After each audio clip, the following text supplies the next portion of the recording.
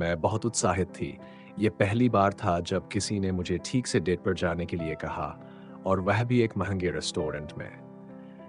मेरी पिछली सभी रिलेशनशिप इसलिए नहीं चली क्योंकि वे सभी लड़के स्वार्थी और बेवकूफ़ थे, जिन्हें सेक्स के अलावा कुछ नहीं पता था। तो इस बार मुझे उम्मीद थी कि शायद यही वह इंसान होगा जिसकी मैं तलाश कर रही थी। काश मुझे पहले ही समझ आ जाता कि मैं कितनी गलत थी, तो मैं कभी भी उसका निमंत्रण स्वीकार नहीं करती। वह काफ़ी आकर्षक, चार्मिंग और मुझसे कुछ ही साल बड़ा था। उसका नाम मार्क सिवान था। वह एक सफल चेन रेस्टोरेंट का मालिक था। हम डिनर के दौरान सामान्य बातचीत कर रहे थे जब उसने अचानक मुझसे मेरी निजी जिंदगी के बारे में पूछना शुरू कर दिया। मैं अपने फ्री टाइम में क्या करती हूँ, कहाँ घूमती हूँ और क्या मैं अकेले रहती हूँ। मुझे तभी समझ जाना चाहिए था कि कुछ गड़बड़ है। पहली डेट पर लड़के आमतौर पर ऐसे सवाल नहीं पूछते, लेकिन मैं इतनी भोली थी कि मैंने इस पर ध्यान ही नहीं दिया और उसे जवाब दे दिया। मुझे एक ऐसे लड़के की तलाश थी जो मुझे प्यार करे और मेरी परवाह करे। इस चाहत में मैं इतनी बेताब थी कि जो भी मुझे थोड़ी सी भी तवज्जो दे रहा था, मैं उसी पर फिदा हो रही थी।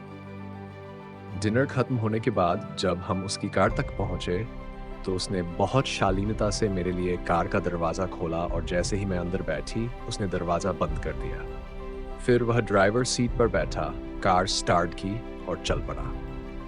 मैं सफ़र के दौरान बहुत खुश थी, लेकिन इस उत्साह में मैंने ये ध्यान ही नहीं दिया कि वह मुझे मेरे घर के बजाय कहीं और ले जा रहा था। जब उसने कार रोकी, तभी मुझे एहसास हुआ कि हम मेरे घर नहीं पहुंचे हैं। ये एक पुराना 2 मंजिला घर था, जो पेड़ों से घिरा हुआ था और थोड़ा डरावना लग रहा था। मैंने उसे भ्रमित होकर देखा और पूछा, "ये कहाँ है?" उसने मुस्कुराते हुए जवाब दिया, "तुम थोड़ी देर के लिए मेरे घर क्यों नहीं रुकती? मैं तुम्हें कुछ दिखाना चाहता हूँ।" मैं घबराई हुई थी, लेकिन फिर भी कुछ नहीं बोली।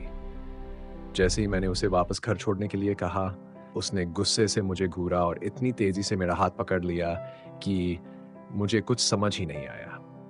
अब तक मेरी सांसें तेज हो चुकी थी। मैं खुद को छुड़ाने की कोशिश कर रही थी, लेकिन उसकी पकड़ इतनी मजबूत थी कि मैं दर्द से कराह उठी। उसने गुस्से से कहा, "तुम कहीं नहीं जा रही हो। तुम घर के अंदर चलोगी, वरना अंजाम अच्छा नहीं होगा। समझी?" उसकी आवाज़ इतनी ठंडी और डरावनी थी कि मैं काँप गई। मैं पूरी तरह से सदमे में थी।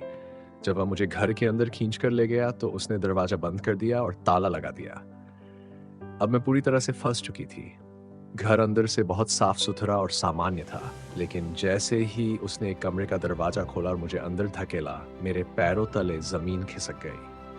कमरे के अंदर जंजीरें, हथकड़ियाँ, चाबुक और कई अजीब उपकरण रखे हुए थे। मैं अपनी चीख दबाने की कोशिश कर रही थी। उसने धीरे से मेरे कान में फुसफुसाया, "यही दिखाने के लिए लाया था तुम्हें। तुम्हें अच्छा लगा?" अब मैं पूरी तरह से रोने लगी और उसे मुझे छोड़ देने की विनती करने लगी।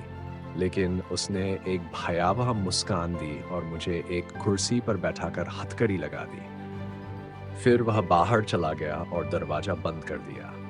मैं खुद को कोस रही थी कि मैंने शुरुआत में ही खतरे के संकेतों को क्यों नहीं पहचाना, लेकिन अब रोने का कोई फायदा नहीं था।